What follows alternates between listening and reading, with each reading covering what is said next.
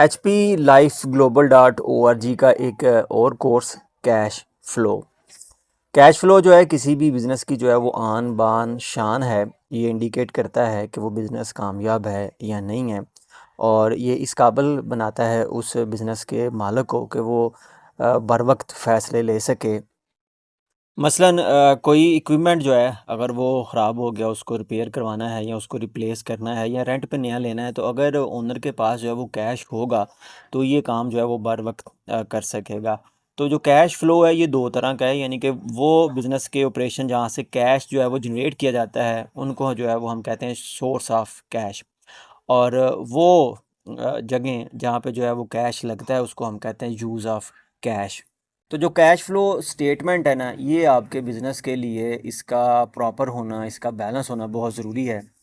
और जो छोटे बिज़नेस हैं पूरी दुनिया में, 82% जो स्मॉल बिज़नेस हैं अमेरिका में, वो सिर्फ इस वजह से ही फ्लॉप हो जाते हैं कि उनके पास जो कैश फ्लो की मैनेजमेंट है वो काफ़ी बुरी होती है।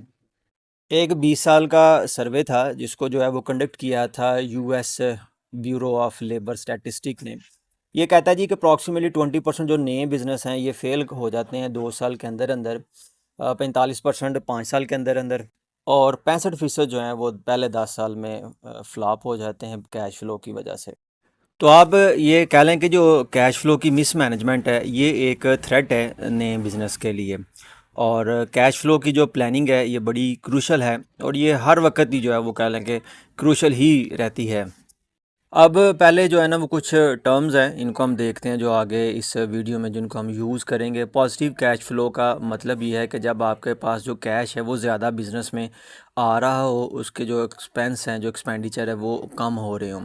नेगेटिव कैश फ्लो ज़ाहिर है इसके उल्टा, यानी कि आपके अखराजात जो हैं वो ज़्यादा हैं और बिज़नेस में जो है वो कैश वो कम आ रहा है, और उसके से आउटसाइड जो है वो ज़्यादा जा रहा है। आपका रेंट ज़्यादा है, आपकी इन्वेंट्री की जो परचेज़ है वो ज़्यादा है, आपके जो एम्प्लॉई उनकी तनख्वाह जो है वो ज़्यादा है, आपके बिजली के बिल, गैस के बिल जो है वो ज़्यादा हैं।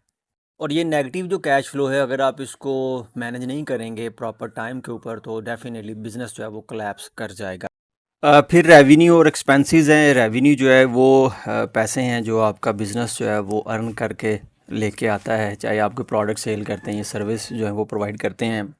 और जो एक्सपेंसेस हैं ये वो पैसे हैं जो कि ज़रूरी हैं आपके उस बिज़नेस को रन करने के लिए। उसमें salary, insurance, inventory, rent, utility bills आ जाते हैं।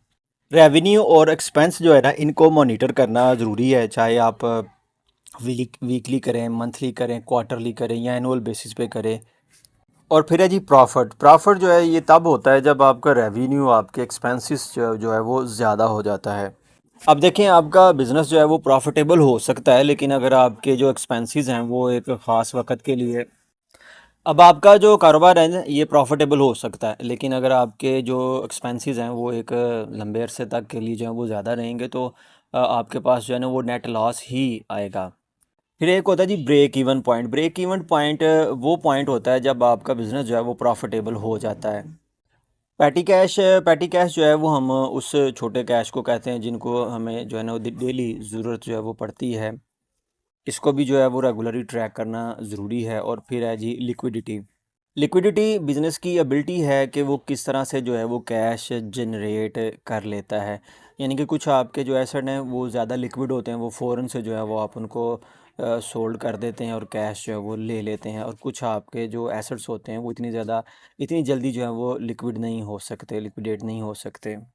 अब ये जो कैश फ्लो है इसको मॉनिटर करने के दो तरीके होते हैं, एक होता है एक्रूरल और एक होता है कैश बेसिस अकाउंटिंग।